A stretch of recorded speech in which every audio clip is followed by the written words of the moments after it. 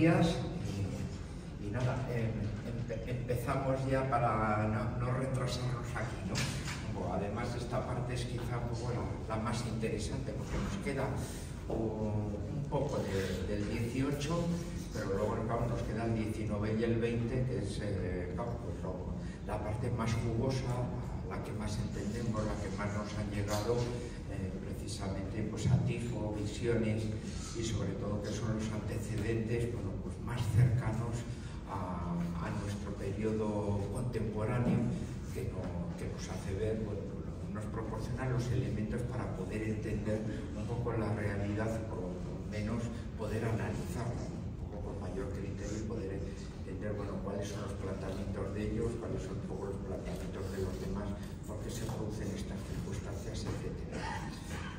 La parte del 18, que era lo que nos quedaba, pues precisamente un poco aquello que habíamos hablado desde 1640, ¿no? O sea, cuando se produce un poco en el siglo XVII esa guerra de los 30 años, que es una especie como de conflicto mundial de primera, casi equivalente a una primera o segunda guerra mundial en el ámbito europeo, o sea, una guerra que abarca 30 años con 4 fases, una fase palatina, otra fase danesa, otra sueca y la última es la francesa.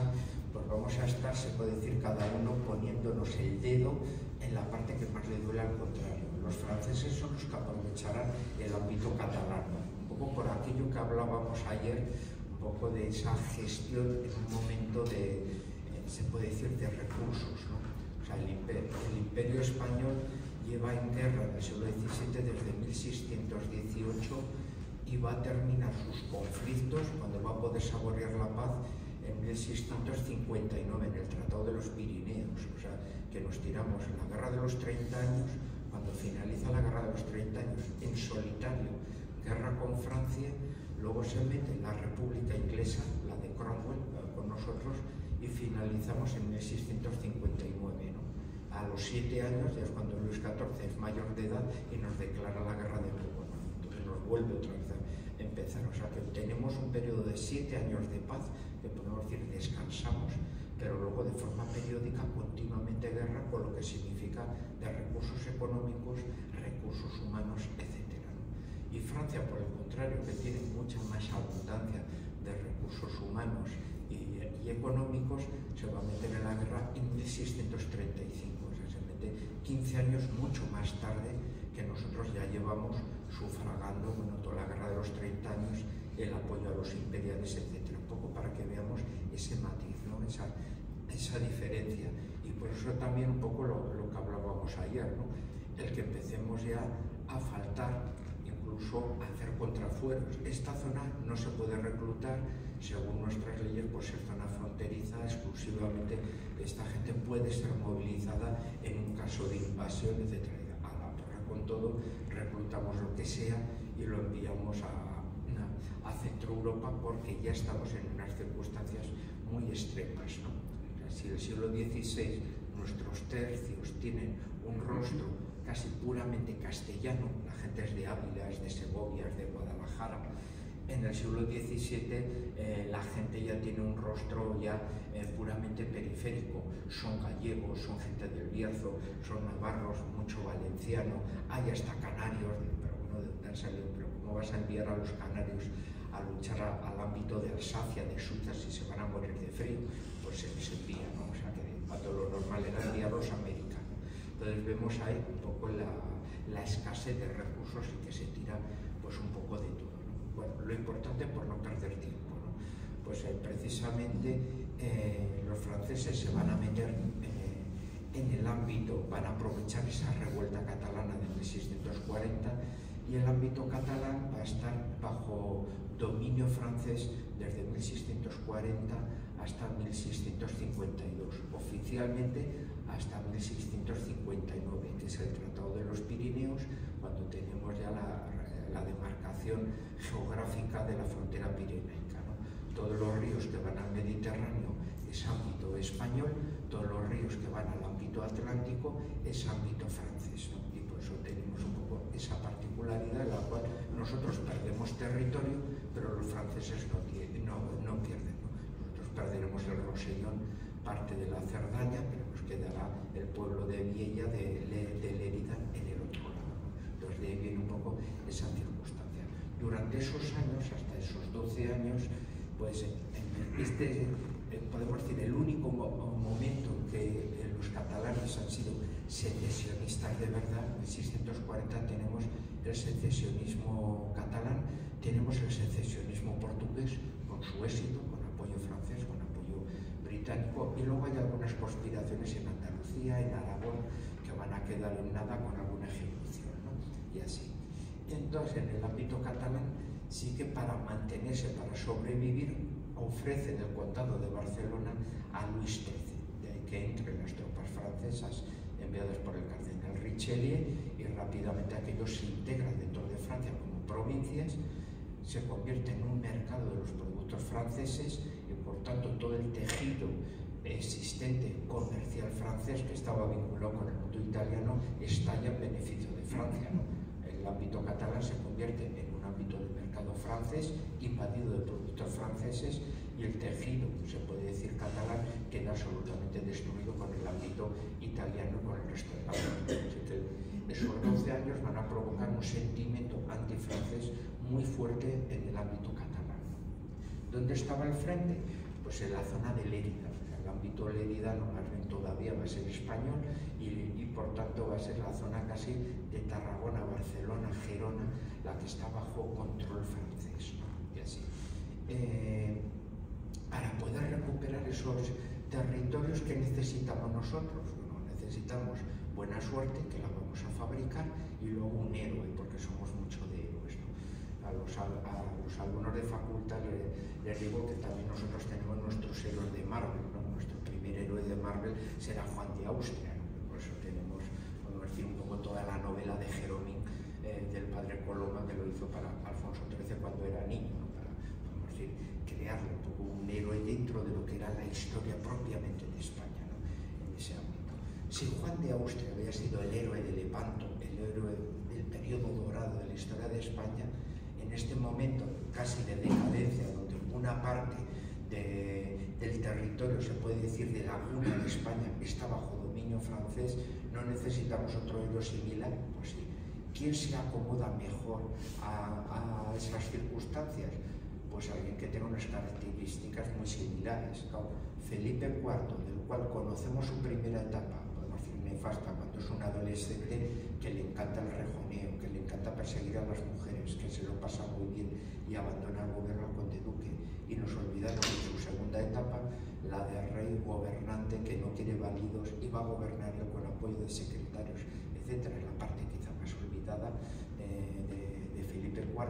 Pues Felipe IV, de su primera etapa, sí tiene un hijo bastardo que reconoce, que es Juan José de Austria, ¿no? Juan José de Austria es el que va a gozar un poco de la fama de ser un nuevo Juan de Austria que nos da la providencia para salvar España, ¿no?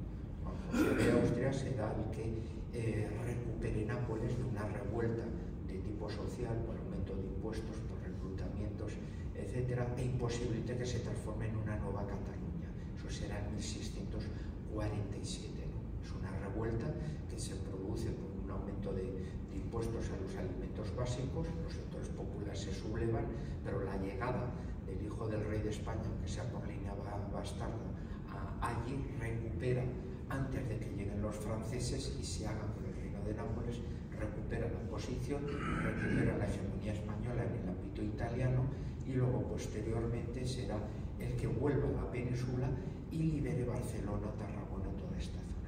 ¿Por qué se puede recuperar Barcelona si estamos nosotros tan gastados, si estamos trayendo casi recursos de los Países Bajos, cuando era al contrario, ¿no? Los llevábamos nosotros a Centro Europa? Porque del mismo modo que los franceses nos estuvieron tocando las narices con el tema catalán, nosotros lo vamos a hacer en el punto débil de los franceses. Y es la época, se puede decir, de Mazarino. Richelieu morirá en el año 42, en 1642, y dejará toda su fortuna a sus gatos. Tenía como 200 gatos, algo así. Por eso siempre los dibujos animales le ponen a Richelieu siempre con un gato, con el amante de los gatos. el rey Luis XIII mandó, pues que eso era una tontería, hizo un gatocidio, mandó su guardia de exterminar a los gatos, y él se quedó como heredero y de la cuestión.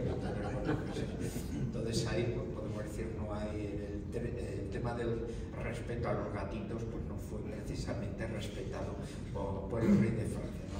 Así que el gran amante de los gatos y que siempre figurará, podemos decir, esa peculiaridad suya, pues sus herederos, que les dejó todo, pues fueron exterminados así un poco en ese aspecto, ¿no? Bueno, ¿cuál es el punto débil de los franceses? Su nobleza. Su nobleza es una nobleza muy rebelde, es una nobleza que siempre aprovecha todos los momentos para debilitar el poder real.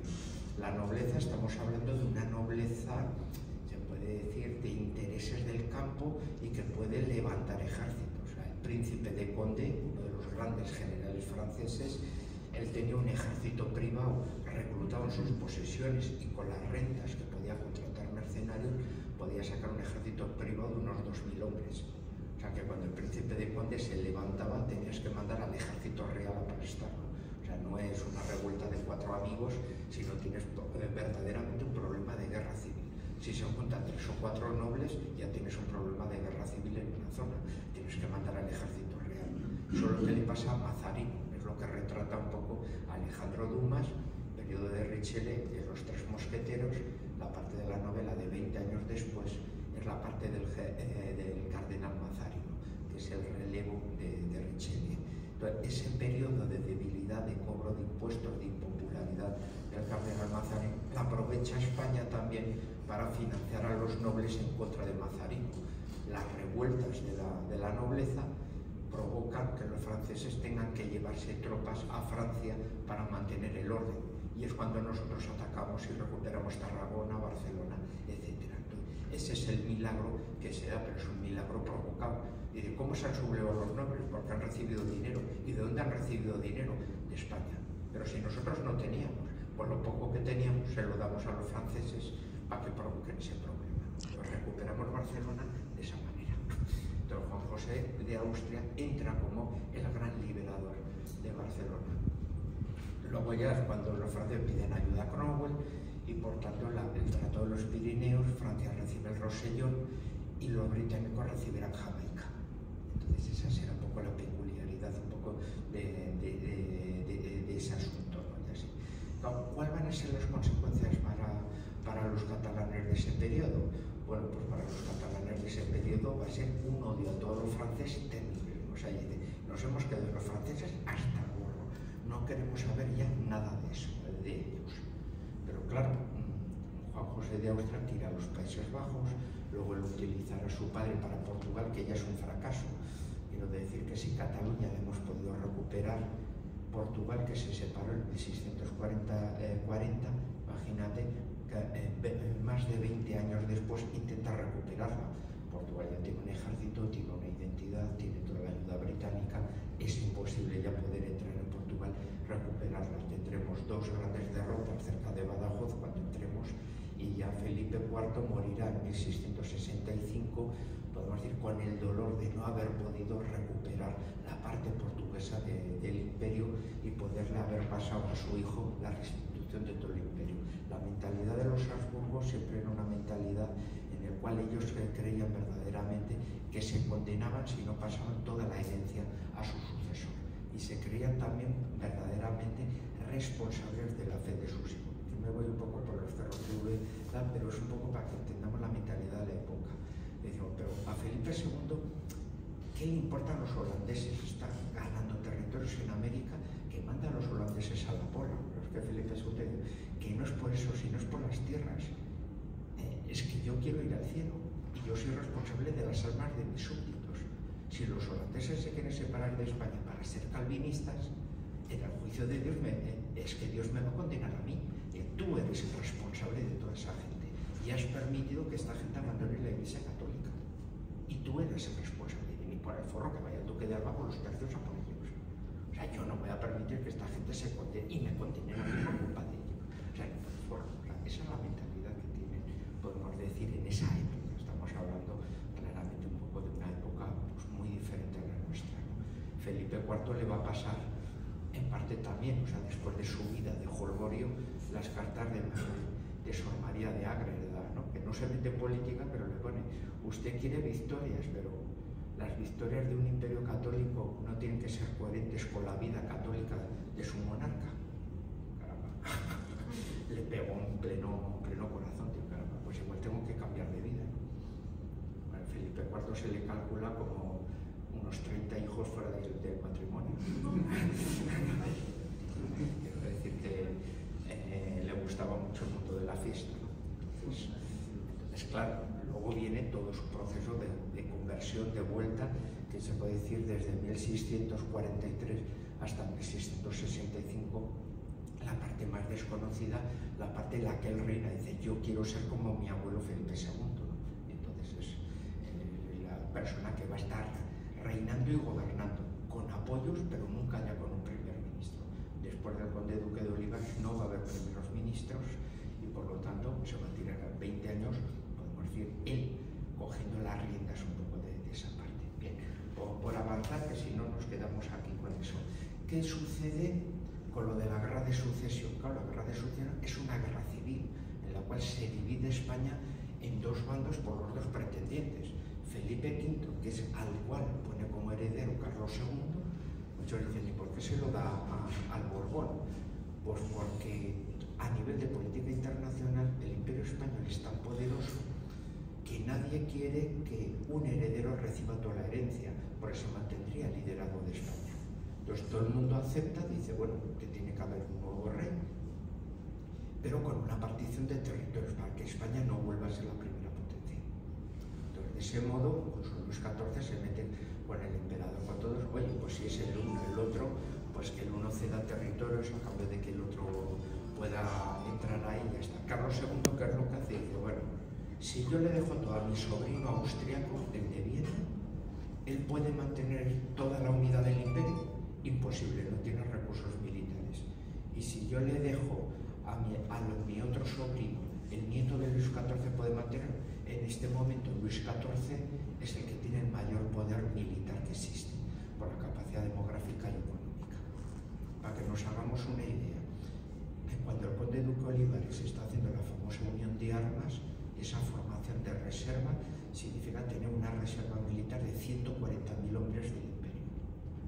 Luis XIV, cuando empiezan sus guerras en la década de los 60, 70, etc., llega a movilizar, lo máximo de movilización de tropas eran 300.000 hombres. O sea, no va a haber país europeo que tenga capacidad de reunir 300.000 soldados. Sí los franceses, porque más que nos duplican en población. Los franceses van a estar en el siglo XVII en torno a 16-18 millones de habitantes. España tiene 7 millones. Si juntamos Portugal, 8 millones. Entonces vemos la disparidad de ahí y el por qué tenemos que reclutar italianos, tenemos que reclutar lo que hiciera falta. Y teníamos un tráfico humano de irlandeses y tenemos eso, los irlandeses. Lo que pasa es que cuando llegaban a España desertaban y decían y buscaban la sopa boba en Salamanca. Yo vivo aquí, como sea, y fin de la cuestión, como me lleven a los Países Bajos de sueldo, pierdo la vida. Entonces vamos a tener mucho pícaro, pero incluso pícaro extranjero, un poco de ese modo. Entonces, claro, cuando estalla la guerra de sucesión, con esa particularidad, tienes un arcipreste, un archiduque austriaco, que es el segundo hijo del emperador, que es Carlos, del emperador Leopoldo, que es el que viene para ser rey de España y tiene el apoyo de Inglaterra, tiene el apoyo de Holanda, y va a tener el apoyo, por tanto, aquí de gran parte de la nobleza, incluso de los sectores muy populares del ámbito de la corona de Aragón, del ámbito catalán, del ámbito valenciano, etc. También eso hace porque las tropas existentes allí, el virrey del ámbito catalán era un príncipe alemán que rápidamente se pliega al candidato austracista, y parte de las tropas que existían del imperio español en el ámbito catalán eran tropas de soldados alemanes. O sea, todo influye para que allí, podemos decir, la mayoría de la gente tenga, o sea, hay un sentimiento desde 1640 muy antifrancés, pero también incluso las tropas, el virrey, se van a posicionar favorablemente al candidato austracista. Por el contrario, el candidato francés, el futuro Felipe V, pues es el que va a llevar el que va a llegar y va a tener los apoyos principalmente mayoritarios del ámbito del Reino de Castilla, ¿no? Y así es el heredero oficial y es el que con los recursos de Francia puede mantener posteriormente un poco pues, la unidad del imperio. Luego no se logrará, o sea, luego, después de una guerra terrible de 13 años, en realidad va a haber un reparto y perdemos todas las posesiones europeas, ¿no? Los Países Bajos y el ámbito italiano, todo es entregado al emperador, que es Carlos, precisamente para que reconozca a su rival francés. Por el contrario, Inglaterra pues, se queda con Gibraltar, se queda con Menorca y el negocio esclavista con la América Española, que era lo que le interesaba. En la guerra de sucesión los franceses van a monopolizar el mercado de esclavos en dirección al mundo americano. A partir del Tratado de Utrecht serán los británicos los que monopolicen, podemos decir, la trata negrera en ese aspecto. Pero como vemos ya, es una guerra con unas dimensiones económicas muy fuertes, muy importantes. El siglo XVIII ya casi no se puede entender sin los intereses económicos, o sea, se ha pasado y ya la mentalidad casi de tipo religioso que existía en el siglo XVI ya ha ido a un pragmatismo en el siglo XVII, como Richelieu, que es el que financia a todo el mundo protestante en contra de España y sus aliados, cuando es un cardenal de la Iglesia, y cuando llegamos al XVIII ya puramente hay intereses nacionales vinculados con la economía. Entonces vemos también un proceso de evolución en el pensamiento de la concepción muy fuerte en ese aspecto, que va a afectar al ámbito catalán, que es lo que nos está sirviendo un poco de hilo, ¿no? Un poco de hilo narrativo. Así que durante la Guerra de Sucesión, los territorios que habían sido la corona de Aragón y principalmente el ámbito catalán va a tener un sentimiento antiborbónico por antifrancés muy fuerte. El 11 de septiembre, ¿qué es? La toma por las tropas borbónicas de la ciudad de Barcelona y así. ¿Y hay tropas catalanas entre los borbones? Totalmente como en el otro lado. Es una guerra civil, aunque mayoritariamente hablemos de un lado y de otro, no quiere decir en ese aspecto. Vamos, el general Villarroel, que es el que defiende Barcelona, dice, pero era nacido en Barcelona, porque su padre era militar, y había nacido su hijo en Barcelona porque había estado en guarnición, pero su padre era manchego. Entonces, claro, tienes en realidad un manchego nacido por casualidad en Barcelona, defendiendo Barcelona frente a los Borbones, y al cual ahora Puigdemont y todo va a dejarle coronas de flores. Entonces, el 11 de septiembre no es un caso de secesión, sino es un caso de guerra civil. Entonces, ¿por qué se celebra todo el 11 de septiembre y no celebrarlo el otro caso? Porque es un gran hecho histórico de tipo militar y los nacionalismos siempre necesitan en el pasado reivindicar un hecho mítico, aunque sea una derrota. La derrota claramente crea una argumentación de victimismo y decir, necesitamos recuperar lo que fuimos en el pasado. Que digan, pero eso no es verdad, no, pero ya es la creación del relato, podemos decir, que conforma, podemos decir, su argumentación política. Entonces, ahí ya es donde empezamos a meternos, adelantando ya un poquitín ciertos argumentos, el mito del 11 de septiembre y por lo tanto sacarlo de la historia, podemos decir, para crear con él ya una argumentación de víctima, de recuperación y por lo tanto reescribir la historia en beneficio de un discurso político, ¿no? Ahí pertenecería. Por la Guerra de Sucesiones, por desgracia, una de nuestras primeras guerras civiles en ese aspecto que abre el panorama un poco al XIX. Con los Borbones ya en el poder y cuando ha habido los decretos de nueva planta y por tanto la disolución de los fueros de los componentes de la Corona de Aragón y que se gobiernen los territorios de la Corona de Aragón con las mismas leyes que se está gobernando Castilla, ¿no? Y por lo tanto hay esa homogeneidad de ley y exclusivamente queda ya como territorio con unas peculiaridades forales aquellos territorios que habían luchado del lado borbónico. ¿Quiénes van a ser? Las provincias vascas y el Reino de Navarra. Entonces la peculiaridad que por eso sobrevive posteriormente al siglo XIX. Todo el ámbito de la corona aragonesa, que había tenido esas peculiaridades y esas mayores competencias con los problemas de gestión, quedan totalmente integrados dentro del ámbito, ¿no? Con las mismas leyes que existen en Castilla, las mismas van a ser para el ámbito de la corona de Aragón. Las peculiaridades exclusivamente quedan en el norte porque habían luchado del lado borbónico, nada más, ¿no? Así que esa va a ser la circunstancia, ¿no? El siglo XVIII, ¿qué significa para España? Pues significa para España y se va a beneficiar Cataluña tremendamente, es en definitiva un imperio hispanoamericano en su totalidad. Es cuando España es grande porque tiene América, ya está. En Europa ya no pinta nada, por lo tanto se centra en América. Es la duplicación de los virreinatos. Teníamos Nueva España, teníamos Perú, ahora pasamos a tener 4. El ámbito del Río de la Plata, que es Argentina, el ámbito del virreinato de Nueva Granada, que es el ámbito colombiano. O sea, ahí podemos decir una mayor cercanía de la administración, una multiplicación en ese aspecto de la presencia, podríamos decir, del Estado, de la administración española allí, y un poco lo que decíamos ya anteriormente, también una ampliación de fronteras para a nivel defensivo. Hay que subir a California para evitar que nos puedan poner una base allí, y va a haber, por tanto, bueno, muchas expediciones de tipo científico.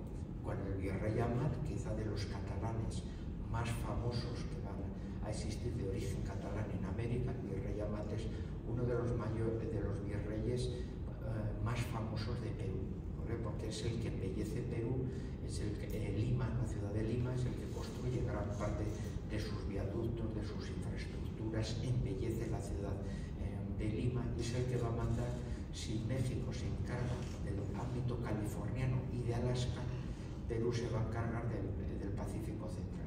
Son las expediciones científicas a Tahití. Entonces es cuando llega una flota a Tahití y dice, ¿por qué? Porque está James Cook dando vueltas por aquí y esto es peligroso, ¿no? Entonces llegan barcos españoles a Tahití, pero los barcos españoles son barcos que proceden del Callao. Y el puerto del Callao lo fortalece el virrey Amat, fortalece y moderniza la fortaleza de San Felipe, etcétera, ¿no? Y luego pues es muy comentado el virrey Amat porque cuando vuelve a España se casa, pero como estaba allí en Perú de soltero, pues tiene una aventura romántica con una de las actrices de teatro famosísimas de allí, con la que tuvo descendencia. Luego el hijo vino aquí a Madrid a pedir su parte de la herencia, y yo te enseño quién es, ¿no? No, es el que tuvo tu padre con una actriz antes de casarse con tu madre. Bueno, pues un follón de esos, de aquí te espero, ¿no? Que en Perú todo el mundo lo sabía, pero en España nadie lo sabía, ¿no? Bueno, esas cuestiones luego de las vidas privadas de la gente. El virrey Amat es, por lo tanto, uno de los virreyes más considerados de Perú, que es catalán, porque es el que embellece la ciudad de Lima, y es el que marca esa expansión también en el Pacífico con sus expediciones, y durante 3 años pues Tahití fue territorio español, ¿no? Luego se abandona el archipiélago, no se considera, y dice, bueno, no tiene tanto interés, un interés estratégico, pero bueno, de momento preferimos replegarnos y ya está, pero lo hará un poco de esa manera. Es curioso porque el virrey es catalán y el marino que anexiona Tahití es Bengoechea, que es un vasco. Entonces vemos el gran protagonismo en aquel momento de vascos y de catalanes, un poco en ese ámbito. Que dice, es que nos excluían de América, porque el siglo XVIII más bien es al contrario, ¿no? Casi se excluían los demás en beneficio. ¿Cuál es otra de las fechas importantes en ese momento? Si el siglo XVIII todos les apetece América, América es el gran mercado. La América española tiene 15 millones de habitantes, se puede decir casi como la canción del Puma, todos sus habitantes son de todos los colores gracias al mestizaje, pero todo solo tiene una mentalidad occidental española, lo cual quiere decir, traducido al consumismo, que todos consumen productos, se puede decir, de tipo europeo. Por tanto, Holanda, Francia, Inglaterra, todos quieren meterse en el gran mercado que significa la América española, una sociedad ya consolidada de gustos occidentales, puramente españoles, aunque su población esté mestizada absolutamente. La necesidad de meterse allí es también te obliga a ti mismo a romper el monopolio de la casa de contratación de Sevilla, que había pasado a Cádiz, porque era un cuello de botella que imposibilitaba, y el contrabando se iba multiplicando. Eso lo lleva a favorecer, por tanto, finalmente la medida de los puertos libres en 1778, y que se permita, bueno, pues que las ciudades costeras de la España europea puedan directamente comerciar con América.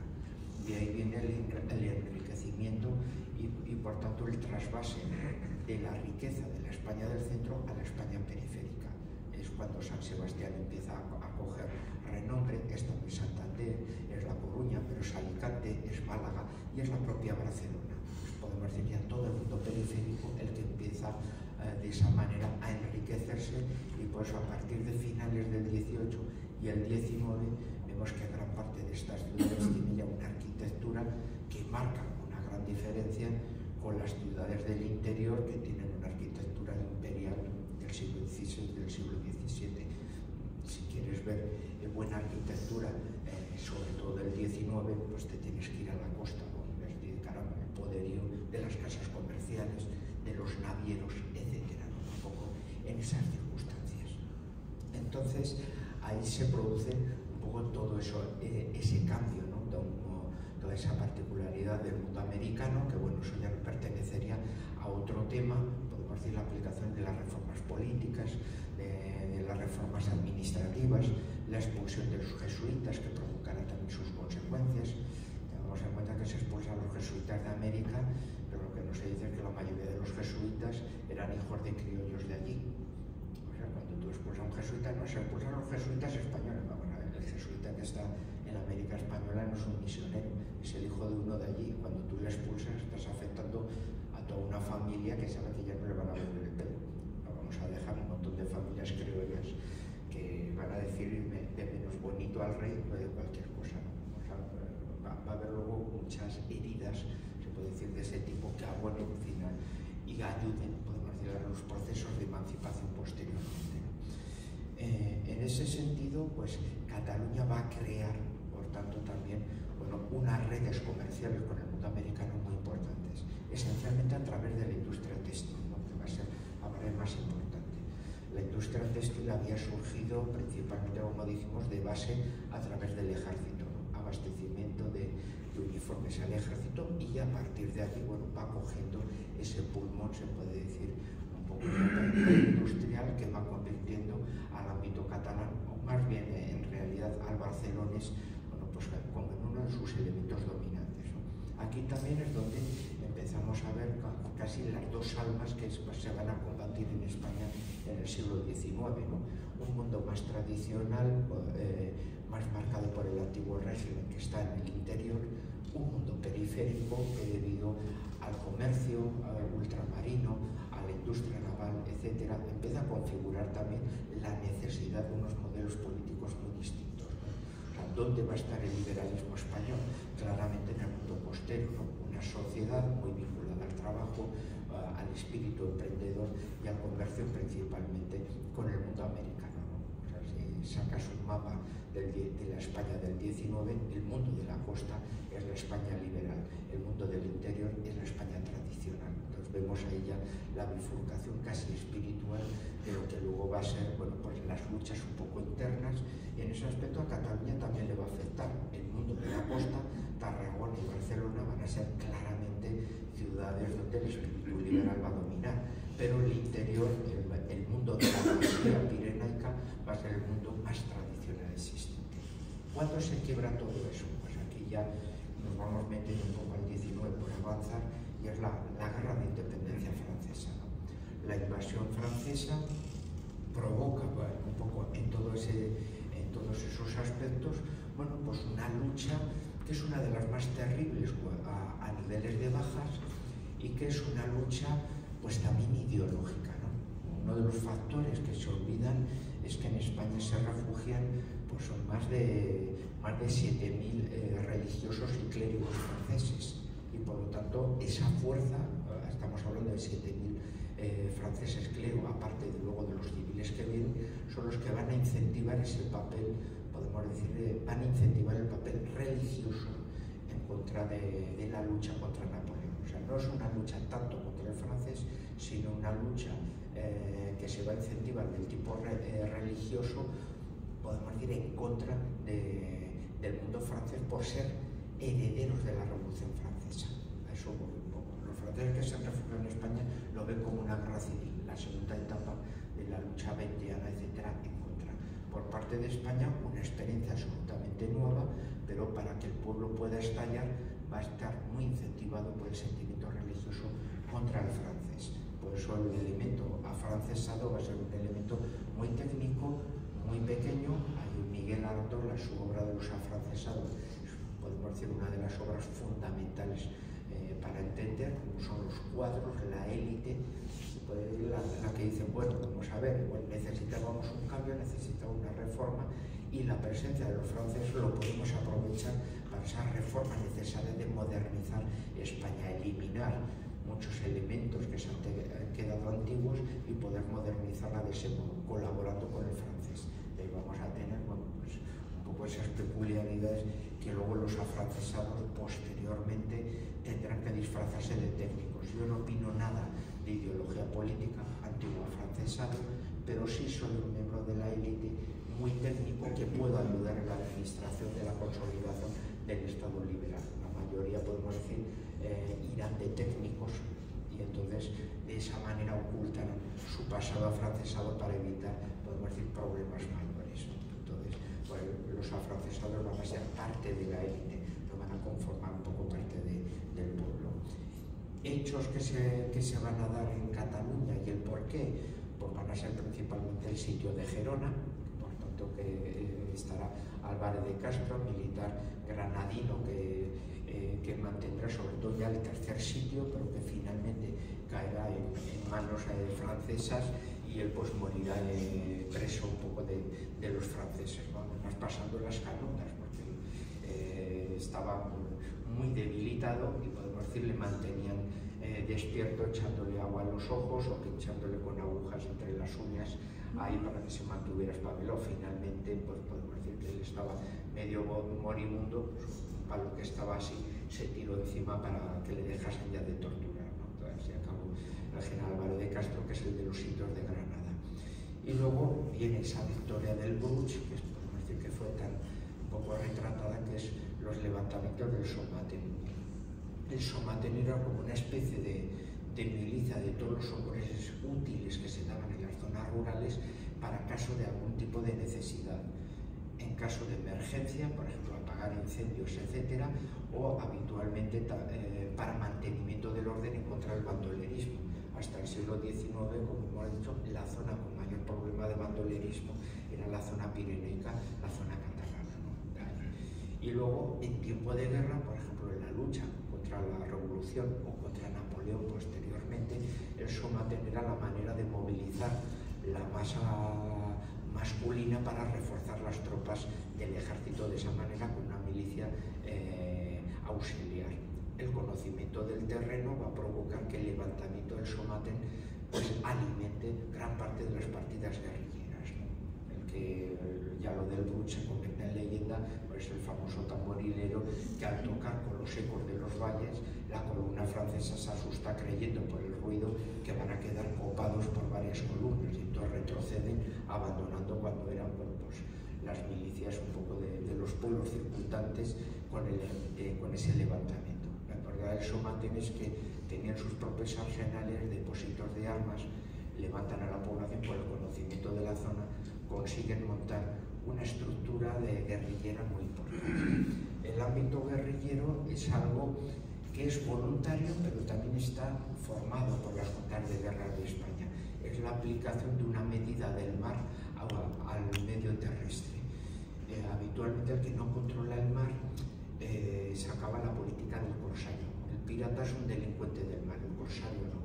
El corsario es el que tiene un documento, que es la Carta de Corso, mediante la cual tiene el apoyo de su rey para atacar los barcos mercantes de la potencia contraria, no a los barcos neutrales, y luego cuando vuelve con sus presas, con esos barcos capturados a puerto, comparte el botín con su rey. Por lo tanto, paga una parte de ese botín. Pues son los ataques que nosotros haremos en Isabel Tudor, acusándola de patrocinar la piratería, etc., porque compartía el botín, vamos a decir, luego con sus capitanes, ¿no? Por el patrocinio de las labores corsarias.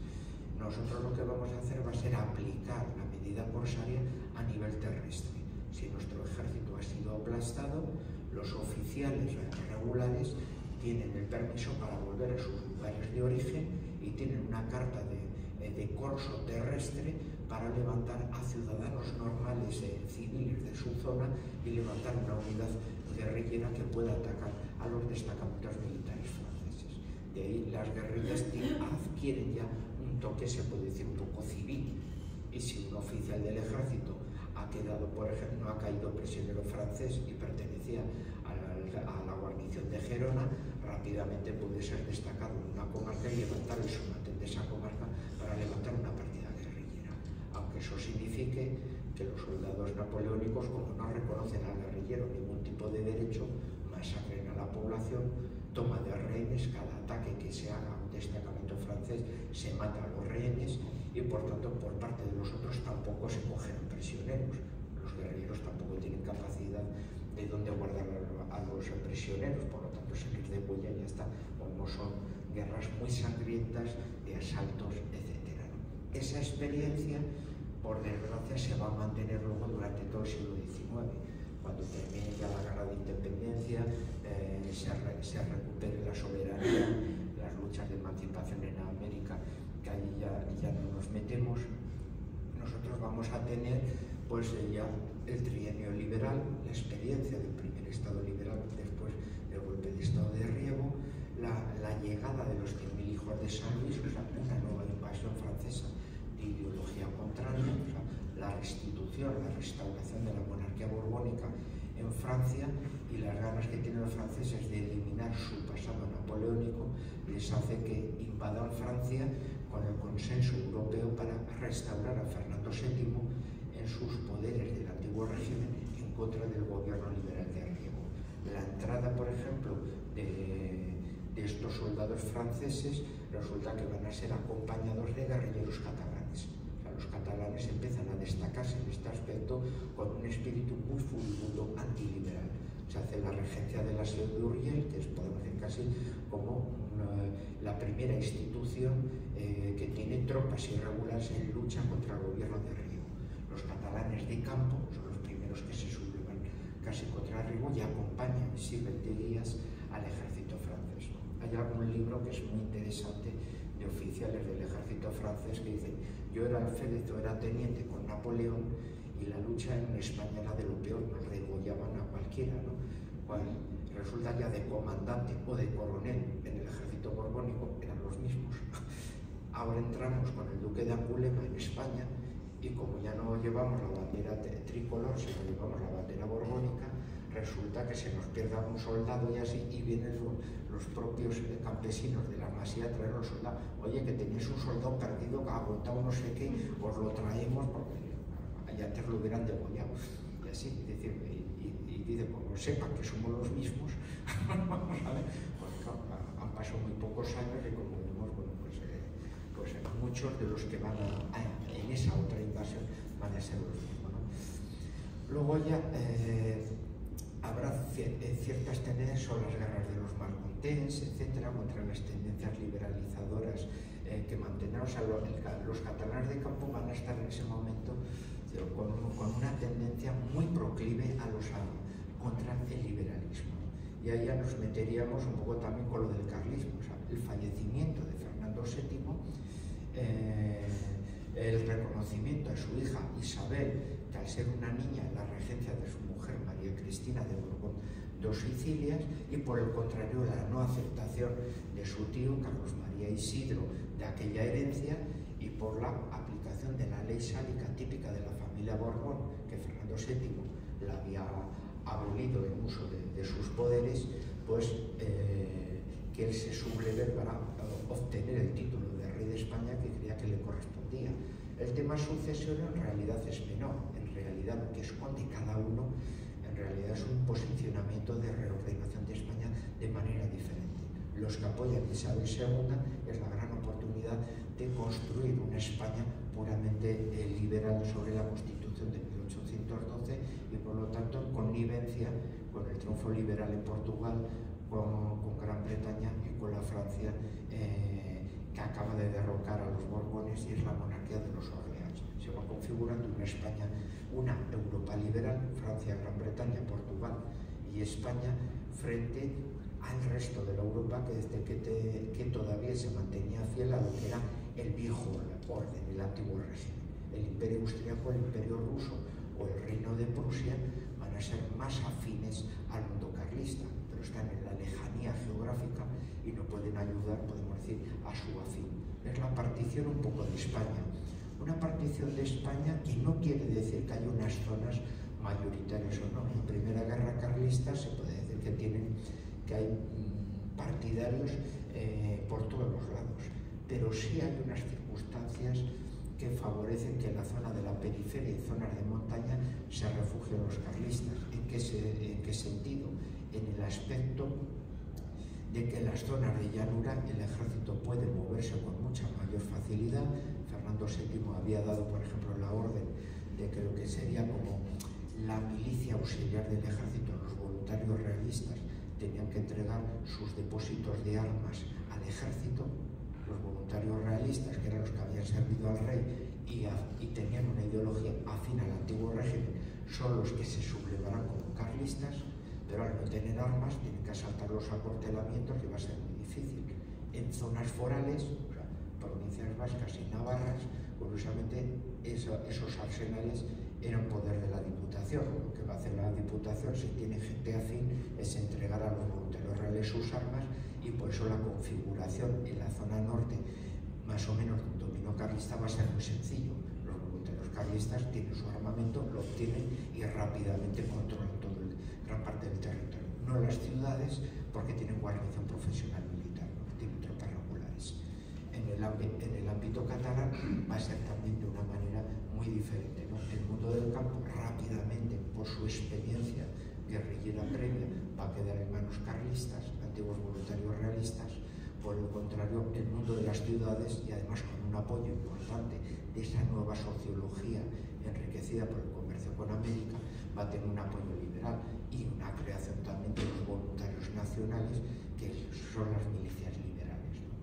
El mundo del centro, por unas mesetas más llanas, es imposible para los carlistas poder levantar partidas, porque la caballería los barrió. Es por eso que luego, tanto en el norte como en las zonas del este, pues gran parte de los carlistas de otras zonas se van situando en las zonas agrestes para poder aguantar. Si hablamos del ejército del norte, por ejemplo del de Zumalacárregui, dicen, no, es que es la resistencia vasca frente al Estado español. Vamos a ver, hay 7 batallones vizcaínos, hay unos 6 batallones guipuzcoanos y unos 10 navarros, pero te estás olvidando de los 6 batallones castellanos, de gente de Palencia, de Burgos, etcétera, que se refugian en la misma zona, de los 2 cántabros y otro asturiano. O sea, más de la mitad del ejército carlista del norte no son vascos, no son navarros, ni son esto, y hay también riojanos, etcétera. Si nos vamos al ámbito catalán, pasa lo mismo, porque tienen toda la zona aragonesa que se refugia enteramente también en ese ámbito. Y la zona del Maestrazgo, que va a reunir manchegos y valencianos por todo el lado, ¿no? Ahí, en la Primera Guerra Carlista, uno de los que se convierte como en el líder de ese carlismo catalán será Ramón Cabrera, ¿no? De familia tortosina, y por lo tanto podemos decir en uno de los referentes un poco de toda aquella zona. Si vemos un poco una España, un mapa de tipo físico, más o menos nos da un poco la claridad. Si tú tienes una fuerza irregular y tienes recursos escasos, rápidamente la conformación de los montes cantábricos, la Sierra de Urbasa, la Sierra de Aralar con el Pirineo, conforman una especie de fortaleza natural, que es muy difícil eso, pero en cuanto sales a la zona del Valle del Ebro o a la llanada alavesa, lógicamente te machacan. Por lo tanto, ahí tienes una concentración. El Maestrazgo, por ser toda una zona de montaña, todo el sistema ibérico, y con las zonas ya que es cruzar el Valle del Ebro e internarse en el Pirineo. Entonces, el Pirineo y el sistema ibérico, podemos decir, de la zona de Teruel con la zona de Castellón, van a conformar las islas, casi montañas naturales, que van a ir conformando, podemos decir, ese tipo de peculiaridades y de luchas, ¿no? La Primera Guerra Carlista, con su Zumalacárregui y su Cabrera; la Segunda Guerra Carlista, que es casi como una prolongación de la primera, es un protagonismo enteramente casi catalán y valenciano con Cabrera, ¿no? Cabrera es el que tiene peor fama porque fue muy sanguinario, el aspecto de que no respetaba prisioneros. La cuestión es porque los liberales prendieron a su madre, la juzgaron, la fusilaron. Cuando fusilaron a su madre Cabrera, se acabó, ya no se cogen prisioneros. toda esta gente se mata y ya está. Entonces ya Cabrera desde entonces es ya pues el tigre del Maestrazgo, no cogía prisioneros desde que mataron a su madre. Ya desde entonces ya pues tiró ya por su eso. Luego ya cambió y evolucionó en Inglaterra, se casó con una inglesa y va de por los casinos. O sea, ¿quién lo iba a decir? En ese aspecto, ¿no? Las transformaciones que hace el matrimonio. Bueno, pues con Ramón Cabrera va a ser una cuestión de estas, se puede decir, hay gente que cambia casi de eso. Otto von Bismarck será uno, el peor estudiante que ha habido en la Universidad Alemana, se transforma en canciller de hierro, gracias al matrimonio. Ramón Cabrera, de ser un hombre, podemos decir, brutal por unas circunstancias que se razonan, y se convierte en un gentleman británico por su matrimonio. O sea, hay casos de estos muy graciosos, podemos decir, poner una nota un poco en ese aspecto, ¿no? Bien, pues como vemos, las guerras carlistas crean también un poco esos procesos y esas zonas de resistencia que luego, esencialmente ya antes de llegar a la tercera, bueno, pues van conformando un poco esos baluartes, aunque como decimos, el carlismo era existente un poco por toda la península, o sea que no se puede hablar. Y las zonas costeras, zonas donde el liberalismo tenía un pozo y un apoyo popular muy fuerte por unas características sociológicas muy distintas, muy diferentes. Si nos vamos un poco ya a lo de la segunda, o sea, ya se puede decir, entiendemos un poco de los 50 y 60, quizá de los protagonistas catalanes que tenemos, y también con ese predominio del mundo textil, lo vamos a tener al general Prim, ¿no? a Joan Prim i Prats, natural de Reus, que es uno de los militares liberales españoles representativos del liberalismo progresista, ¿no? Es de los que va a formar parte de la Unión Liberal, y luego posteriormente pues será ya de los que podemos decir favorables y participar en el derrocamiento de Isabel II. Podemos decir, por dar dos ideas para entender el siglo XIX, que es tan complicado, y no perder el tiempo así en detalles. Los liberales van a estar divididos más o menos en los sectores más conservadores, los moderados, los progresistas van a ser los que van a estar más a la izquierda, y a la hora de subir pues siempre va a ser mediante el pronunciamiento, el golpe de Estado, instituyendo una constitución que en realidad representa el programa político de cada uno, ¿no? Por eso vamos a tener, podemos decir, un siglo XIX muy movido, muy inestable políticamente, y en las cuales, cuando suben los progresistas, por ejemplo el general Baldomero Espartero, así en un gran relieve militar en la Primera Guerra, muy podemos decir, condecorado y honorificado en Bilbao, porque es el que rompe el sitio, y con una gran experiencia militar en las luchas de emancipación en el Perú, en el virreinato de Perú y así. El general Narváez, por el contrario, representará los intereses más bien de los liberales moderados, y por eso hay también un modelo casi de copia de muchas instituciones francesas en el español, ¿no? Con tanta guerra civil también necesitas una especie como de milicia militar que mantenga el orden en el ámbito rural, por el problema del bandolerismo, los soldados perdidos que se dedican ya a vivir sobre el terreno. De ahí viene la fundación de la Guardia Civil, copia de la Gendarmería francesa, ¿no? De la Guardia Nacional. Entonces el modelo de Narváez va a ser un modelo, podemos decir, muy afrancesado, muy de los liberales conservadores. Por el contrario, Espartero es de los progresistas y siempre tendrá una mayor ligación con los intereses británicos, ¿no? Vemos ahí. Va a haber alguno que se dé cuenta, esto es dividir energías liberales, sería mejor la fusión, si sería Leopoldo Donel o la Unión Liberal. Ahí es donde Prim representa a los sectores progresistas que se integran allí. Es la guerra de Marruecos, que Prim se convierte en uno de los grandes héroes de la guerra de Marruecos. Los cañones de los marroquíes son los leones que tenemos en la carrera de San Jerónimo, allí fundidos, etc. Entonces Prim se convierte en uno de los grandes héroes catalanes. Es un hombre muy liberal, es un hombre muy patriota, se casa con una mexicana y se casa el 2 de mayo para tocar las narices a los franceses, o sea que podemos decir, la gente sí que se ríe de él, tiene un acento catalán muy marcado, y por lo tanto las crónicas te hablan de que, caramba, casi no se le entiende su manera de hablar español, ¿no? Porque tiene un acento catalán muy marcado, Prim, en ese aspecto, y es uno de los hombres relevancia, se puede decir un poco en ese liberalismo.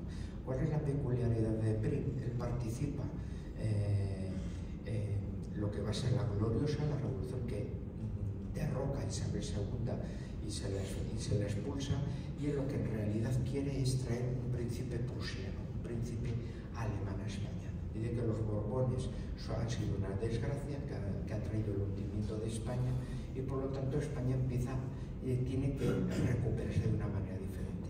Y Prim es el que introduce una idea que luego la van a tener todos los catalanistas. Es una idea, podemos decir, entendible, pero que también tiene una negatividad, podemos decir, una cuestión muy maliciosa, ¿no? ¿En qué sentido? En el sentido de que son de los primeros que dicen, bueno, la España que se ha forjado en torno a Castilla ya ha pasado, y por lo tanto ya esa España del Cid, de los grandes ideales, hay que enterrarla y hay que recuperar una España diferente, utilizando como centro Cataluña. Claro, se está ya hablando de la Cataluña preindustrial, la Cataluña que empieza ya a vender imagen de modernidad y de intercambio, podemos decir, con una fuerte influencia de la cultura francesa, etc. Hay Prim es de los que empieza a hablar incluso te dice, tiene artículos algunos muy graciosos, donde, bueno, el hollín que causa las chimeneas de las industrias de carbón, pues produce un gran beneficio en el campo porque es abono para el campo, ¿no? O sea, defiende la industrialización, con lo que cualquiera luego hablaría de contaminación. Bueno, pues él defiende la contaminación porque ve que fomenta, podemos decir, toda la cuestión de abonar los campos. O sea, tiene una visión, y él cree que se puede favorecer la modernización e industrialización sustituyendo a los Borbones por una dinastía más industriosa, como está siendo la Casa de Prusia.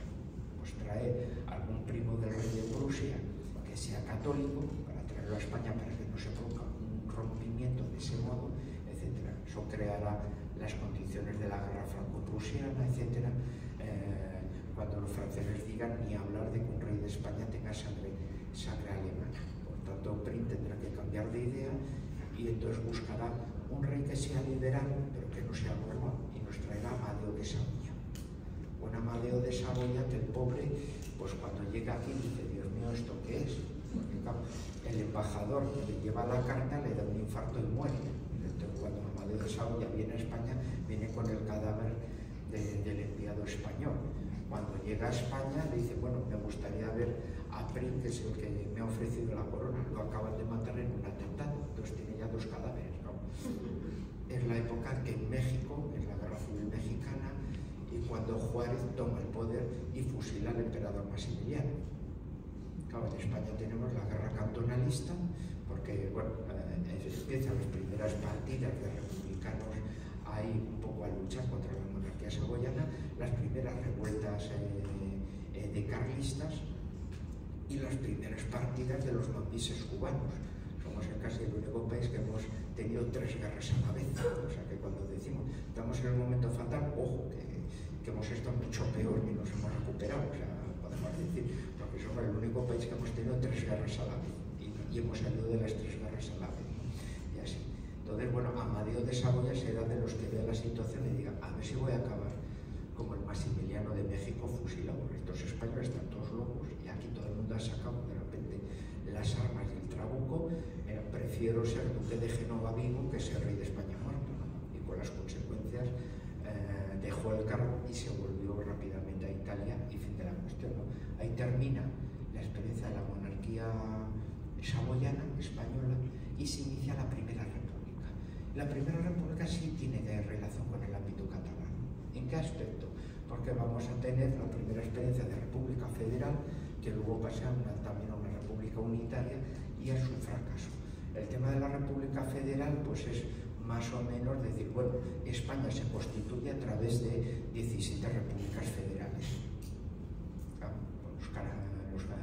La gente de Cartagena van a ser los primeros que pidan su independencia, se hacen dueños de la flota y entonces van a saquear la zona de Almería.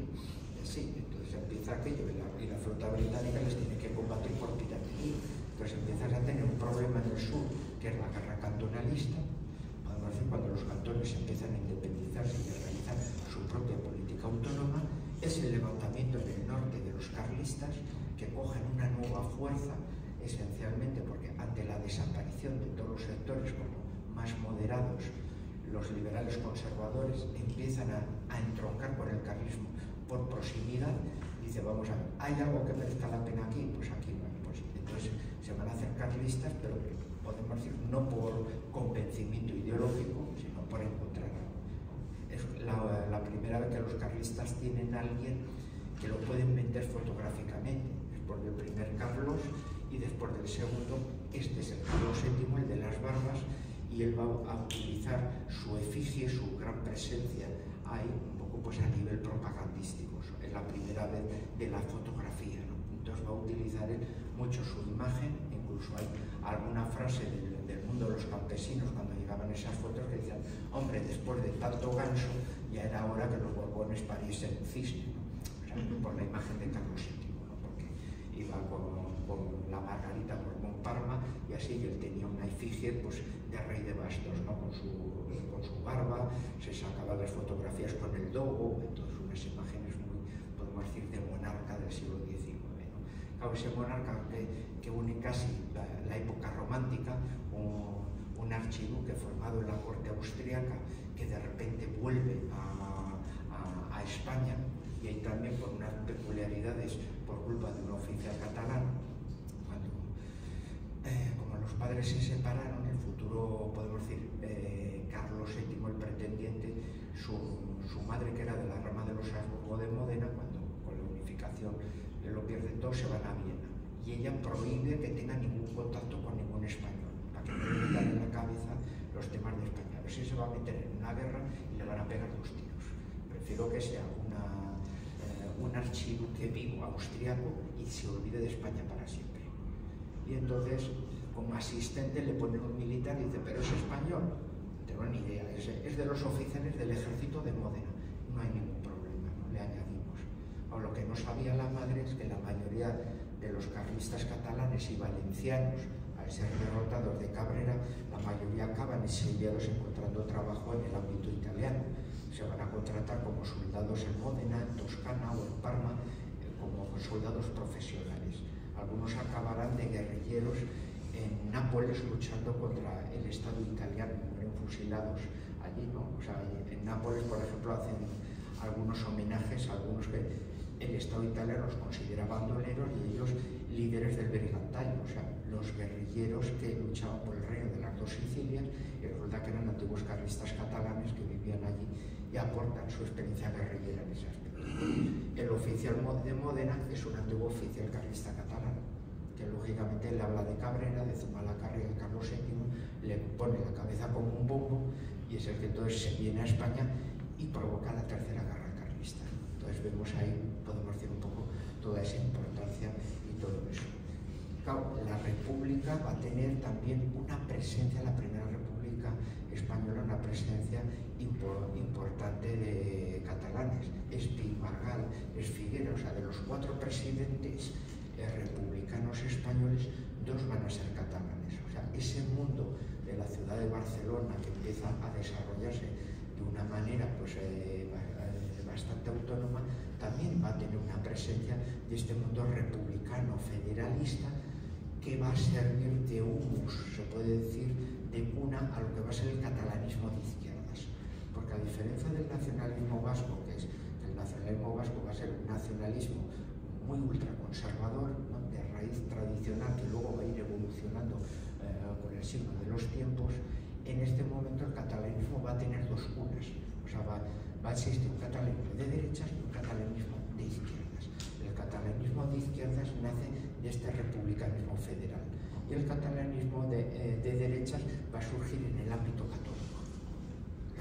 La derrota militar del carlismo va a favorecer, por tanto, bueno, pues que de ahí empiecen a surgir otro tipo de proyectos, porque como dijimos, el carlismo de la tercera guerra carlista es un carlismo que está también en proceso de evolución, adaptándose a los nuevos tiempos, pero también ha recibido gente muy diversa, porque en su inicio lo vio como un proyecto, como el único proyecto de supervivencia. Luego, posteriormente, bueno, pues esa gente también va a evolucionar y va a ir a otro tipo de proyectos. Me refiero que es cuando con todas esas guerras, cuando fracase la República, algunos de los generales que conforman el ejército son los que se pronuncian por Alfonso XII. Es la restauración borbónica y por lo tanto la restauración de la monarquía alfonsina en el hijo de Isabel II, un poco en ese aspecto, ¿no? La gente también muy cambiante. Ahí es la anécdota de cuando Alfonso XII entra en Madrid y toda la gente le alaba, pues de caramba, no sabía que me querían tanto sin conocerme, ¿no? Un señor mayor que había allí le dijo, y esto no es nada cuando echamos a su madre.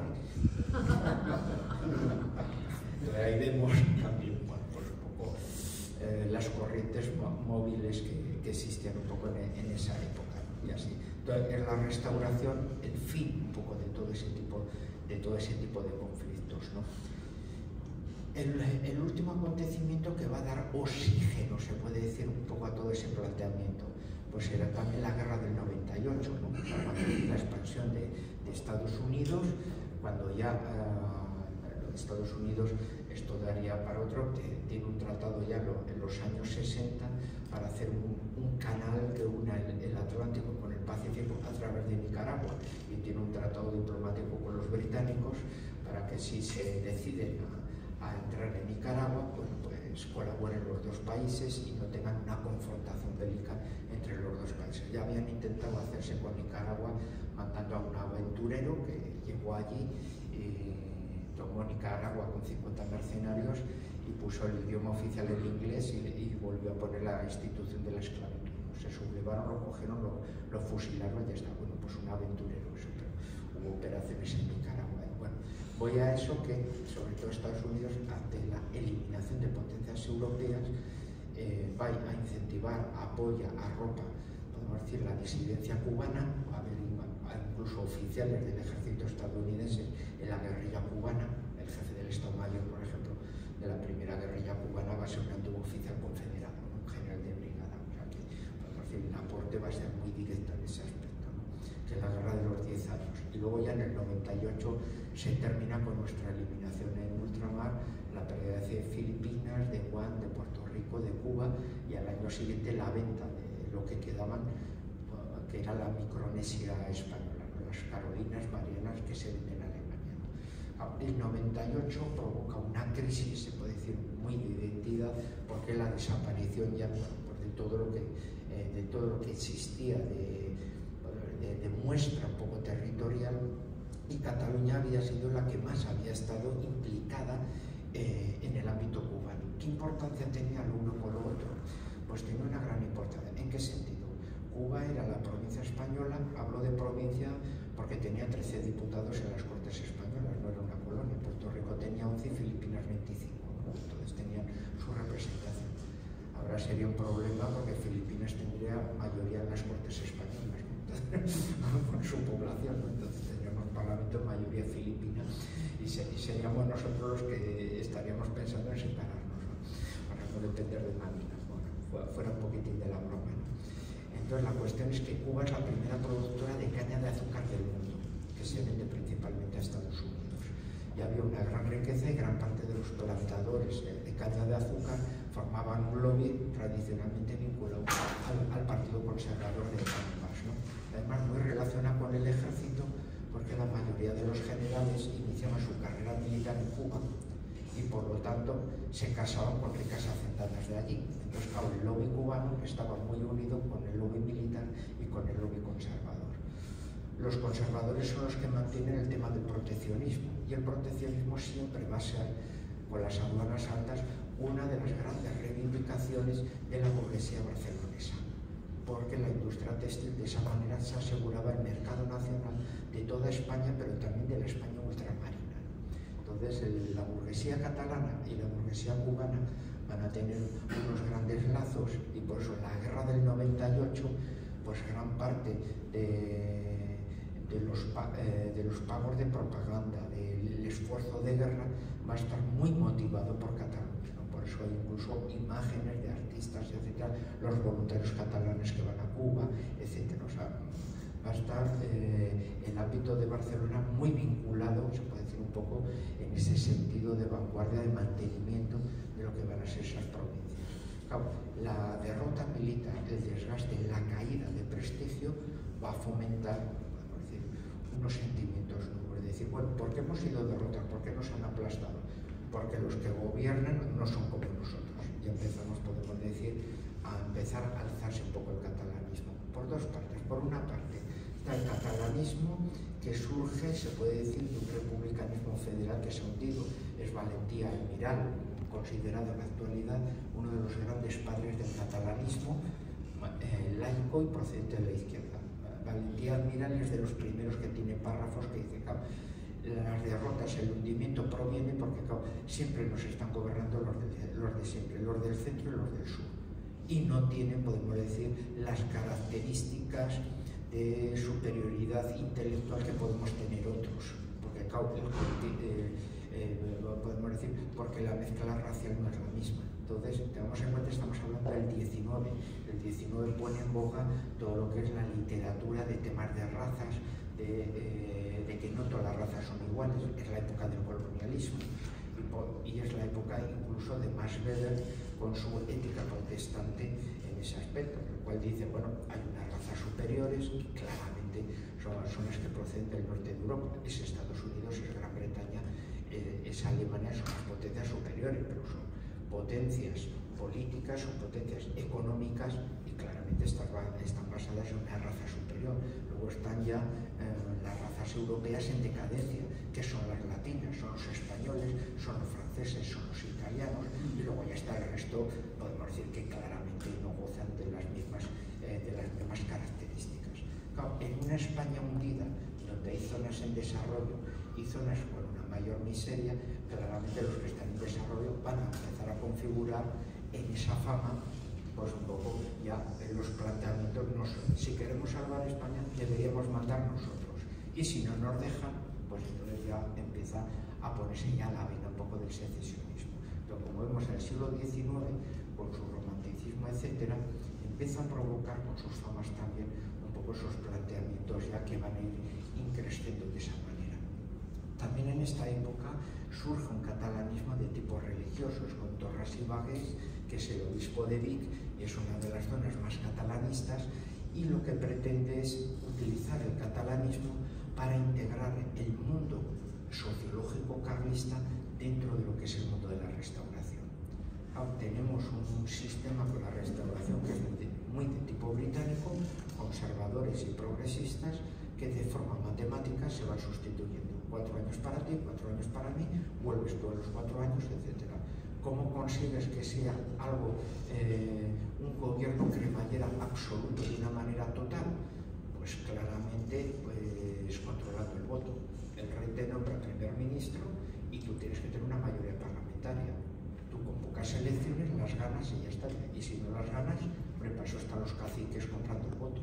Entonces la corrupción asegura, podemos decir, los resultados electorales. Por eso la corrupción no es que sea un mal, es que es incentivada desde el propio poder, porque si no es imposible mantener la estabilidad política, como forma parte del sistema. De esa manera puedes tener un gobierno cremallera, conservador progresista, de manera automática, y todo el mundo gobierna.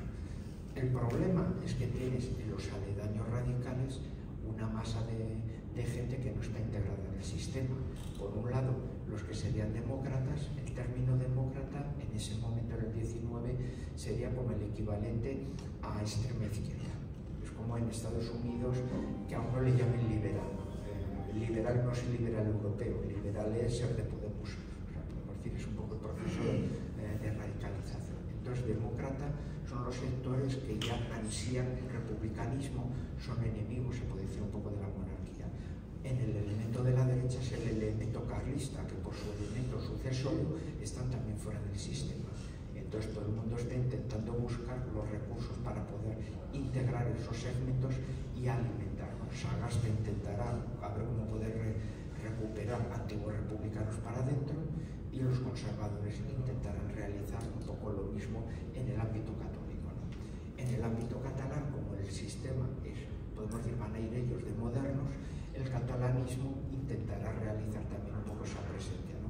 Un catalanismo de izquierda representativo de ese republicanismo federal, un catalanismo de derecha que intenta beber un poco de esa influencia conservadora católica, pero sobre todo sacar un poco su esfuerzo ahí.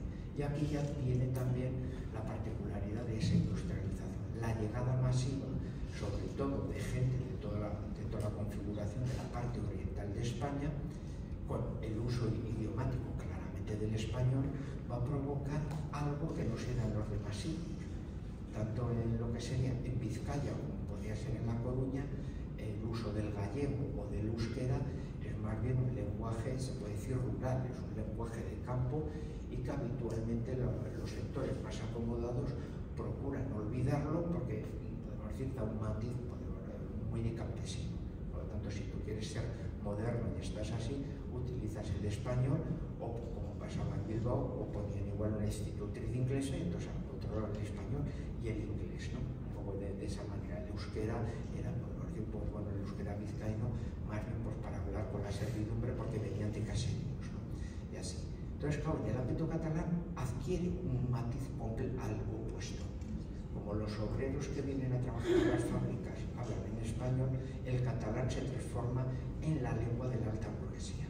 Por lo tanto, el elemento de la alta burguesía barcelonesa el que recupera el catalán como idioma de clase y precisamente lo hace, el catalanismo coge su fuerza. Y por eso que el catalanismo de derecha, pero incluso el de izquierda, está muy alojado en lo que son clases medias, fenómeno urbano, y no cuaja en el ámbito rural. O sea, cuando hablas así con hay crítica y dicen, no sé, hay gente de esta que viene, se instala, compra una masía, se instala en el campo, y es una gente que habla del ámbito, de las cuestiones catalanas y que no entendemos nada, ¿no? O sea, el mundo rural está en otras facetas y el catalanismo que intenta redescubrir, y es toda la época del romanticismo, los nuevos relatos de la historia de Cataluña, pues la verdad, pues no cuajan un poco en el ámbito rural que se va procediendo un poco de esas circunstancias, ¿no? Luego tienes la complicidad, el problema también de que en los años 20 el mundo industrial de Barcelona convierte a Barcelona en una ciudad de muchísima tensión, y es la época del terrorismo. O sea, todos hablamos de Chicago con Al Capone, pero nos olvidamos de Barcelona, se puede decir, con un gangsterismo de tipos políticos, sindical, en el cual tienes como tres factores a tener en cuenta. Por un lado, tienes que el mundo del trabajo se organiza en torno a un sindicato, que es la CNT, que es el sindicato de los anarquistas. ¿Y no puede haber otro sindicato? No, porque la CNT lo elimina. O sea, si alguien, por ejemplo, la UGT no se atrevía a ir a Barcelona, porque si aparecía un socialista por Barcelona, la CNT le pegaba 2 tiros. Dice, o sea, tú controlas Madrid, ya, pero en Madrid no hay industria, hay tipógrafos, hay eso, es tu problema. Pero en Barcelona ni da sombra. Entonces Zaragoza y Barcelona se convierten en las dos grandes ciudades controladas por la CNT y tienen sus bandas de pistoleros que controlan sindicalmente, se puede decir un poco esa cosa. ¿Va a haber un sindicalismo independiente de ellos? Sí, serán los sindicatos libres. Y los sindicatos libres, ¿por qué consiguen no quedar dominados por la CNT? Porque son trabajadores procedentes del mundo del campo catalán, de ascendencia carlista. Entonces, cuando la CNT dice, te pegamos 2 tiros, vale, inténtalo, porque nosotros también tenemos armas. Entonces empieza ya la lucha entre ellos. Acaban de matar a un dirigente de los sindicatos libres que estaba vinculado al mundo sindical. Por la tarde mataron a un abogado laboralista en la CNT. Las guerras son continuas. Luego están también como la banda del Barón Coni, que era una banda de pistoleros, pero contratados por la patronal para defender a los empresarios en contra. Entonces, hay una lucha entre el pistolerismo anarquista, el pistolerismo de defensa de Fomento Nacional del Trabajo, que es el mundo empresarial, y del sindicalismo libre, que acaban tirándose tiros por todos lados, hasta que llega el general Anido y dice, bueno, se aplica la ley de fugas y dice, bueno, que se le coja los tiros por la espalda, que intentó fugarse, y así por lo menos acabamos con esto. Entonces va a haber un profesionalismo del pistolerismo. Durruti, los hermanos Ascaso, etcétera, pasan de ser albañiles en convertirse en pistoleros, atracadores de bancos, de trenes, etcétera, y se convierten ya, podemos decir, en gente que pertenecen a la aristocracia del lumpen, de la delincuencia, un poco en ese aspecto. Entonces van a ser personas que ya tengan una deriva delictiva muy importante. con la declinación un poco del mundo de la restauración es cuando viene el golpe de Estado de la Capitanía General de Miguel Primo de Rivera, muy apoyado y muy arropado también por el apoyo de esa burguesía catalanista que necesita paz. Dice, nuestro capitán general, el capitán general de Cataluña, es el que puede poner fin a esto. Lo que pasa es que el capitán general de Cataluña, Miguel Primo de Rivera, al ser jerezano, pone un régimen ahí muy uniforme y es el que empieza a eliminar, porque él es uno de los primeros que empieza a ver el uso que hace el catalanismo de la lengua para provocar una identidad diferente.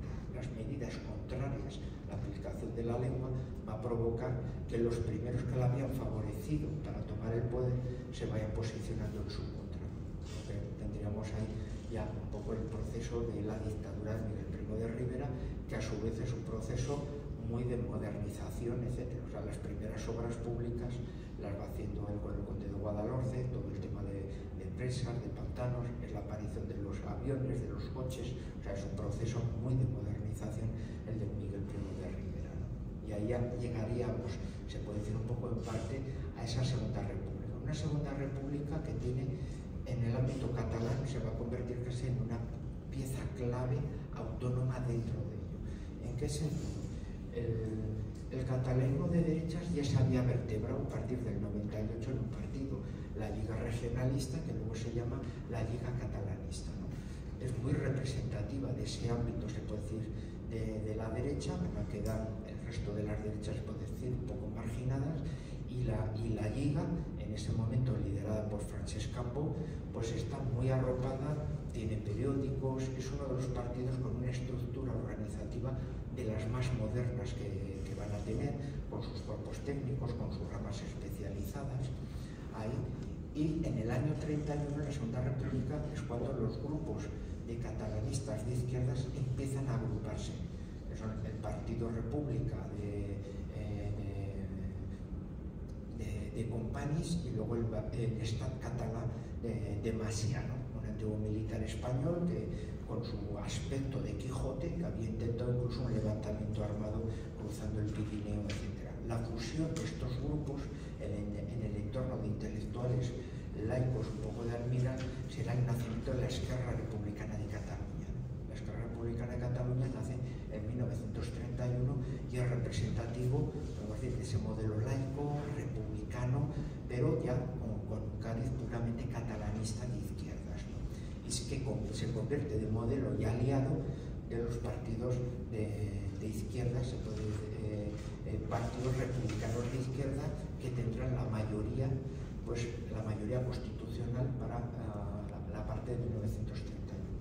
El elemento, se puede decir, más conservador de derecha será la Lliga, con pactos casi con otros partidos de derecha para que no se presenten en el ámbito catalán y se favorezca la Lliga. Por ejemplo, cuando se funda la CEDA no, en el año 33 no se presenta en Cataluña, para que la Lliga pueda de ese modo hacerse con gran parte del clientelismo de la derecha y de esa manera, bueno, pues se combina. Luego tendrán problemas entre ellos y finalmente sí que en el año 36 muchos de los disidentes de la Lliga se salen y conforman una CEDA catalana y tendrá su fuerza. Entonces, el ámbito, por ejemplo, conservador va a estar un elemento monárquico, que luego apoyará a Calvo Sotelo de Barcelona, un elemento muy catalán, muy monárquico de Alfonso XIII, y que incluso en los programas defienden el español a nivel lingüístico y con un discurso muy anticatalanista en ese sentido. La Lliga va a ser el partido, como podemos decir, mayoritario, con ese toque, podemos decir, de partido conservador, de orden católico, pero un catalanismo de derechas puro y duro y muy reivindicativo, por lo tanto, en ese ámbito. Y en el ámbito rural va a pervivir con el tema carlista, que todavía se va a mantener como una fuerza importante en algunas zonas, ¿no? Aquí ya, o sea, si Reus es liberal, pues Ripoll entonces es carlista. Luego las rivalidades de los pueblos también marcan las fidelidades mucho de ese tipo de cuestiones, ¿no? O sea, que van a contrastar un poco con sus liderazgos y sus circunstancias, ¿no? Un poco en esos ámbitos, ¿sabes? Entonces sí que Cataluña será como, casi como un modelo durante la Segunda República por las instituciones republicanas en ese aspecto, y de ella viene la petición de la autonomía, ¿no? Ya un estatuto de autonomía, ya un reconocimiento casi para intentar casi unir un poco los sentimientos de ese catalanismo de izquierdas con el sentido del republicanismo y plantear, bueno, pues un modelo, pues, podemos decir, de construcción de una nueva España en ese ámbito, ¿no? Con el Partido Nacionalista Vasco era más problemático. En el 31 habían presentado listas conjuntas con los carlistas y la idea era, más bien por el tema religioso, dice, bueno, se ha puesto una constitución laica, nosotros pedimos la autonomía, se constituye una autonomía que abarque a las provincias vascas y también a Navarra, y como tenemos una autonomía, pues lo que pedimos es un concordato especial con el Vaticano, y por lo tanto todas las medidas anticlericales no se aplican en nuestra zona, a Fray Gargamas. Entonces ahí es donde se van a unir ese planteamiento autonómico. Ese proyecto de autonomía va a ser declarado anticonstitucional y ya no se va a poder plantear. Los carlistas, por lo tanto, se bajan del burro de la autonomía y se van a volver antiautonomistas. El nacionalismo vasco, pues serán los que sigan con el plan autonomista.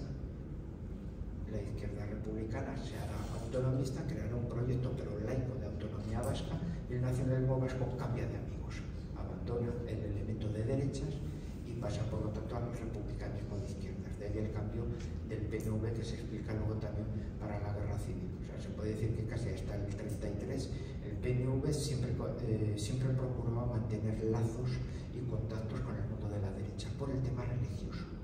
A partir del estatuto abandona el tema religioso y pasa a ser autonómico, y entonces toma contacto con el mundo de la izquierda, con el cual no tiene contacto ideológico, pero sí le permite tener un proyecto autonómico. Dice, bueno, pues abandonamos el tema religioso y así ya no hay problema y nosotros podemos controlar esto.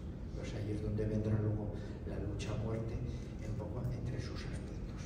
En el ámbito catalán es diferente, porque el catalanismo está dividido en dos ámbitos: un republicanismo de izquierda muy representativo de la Esquerra, que mantiene sus pactos y es muy respetado por el resto de los partidos que procuran no presentarse en Cataluña, y en el ámbito de la derecha el trato de la Lliga con el resto de los partidos de la derecha es más o menos similar, ¿no?